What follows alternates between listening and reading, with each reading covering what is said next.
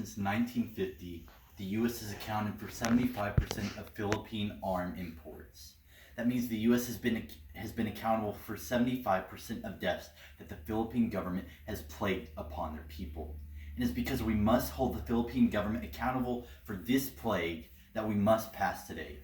But the first reason that you pass is that because of Filipino corruption, because of the police squads and their enforcement of their drug prohibition. So AP News 2020 writes that thousands of mostly petty drug suspects have been killed in Filipino President Rodrigo Duterte's drug prohibition. And due to this, human rights groups have accused some policemen of killing unarmed suspects based on flimsy evidence and also altering crime scenes, claiming a buy bust to make it seem like they are not killing innocent people. And then Amnesty International 2019 writes that the buy bust narrative just doesn't meet the feeblest standards of credibility.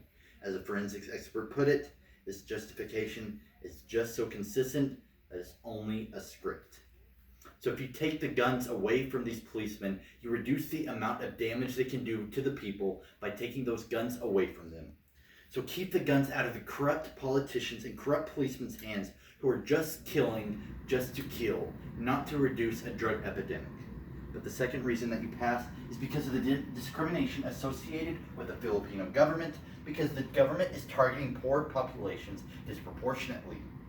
The UN 2016 writes that the Philippines drug war is disproportionately affecting the poor because more of them are being arrested and more of them are being killed by the Filipino police forces compared to other populations. And then Amnesty International 2019 again writes that the war on drugs has just become a war on the poor, with the deaths from the drug war being majorly made up of poor citizens. And then to only make matters worse, the police take the body of these dead people, take them to morgues, and the cost to retrieve these bodies is up to $1,400, which these poor families cannot afford to get their loved ones back to them and mourn for. And it's because we must fight against this discrimination that the Filipino government has put upon their poor population that we pass today. And it's because we must hold the Filipino government accountable for their acts of corruption and discrimination that we fail today. Thank you.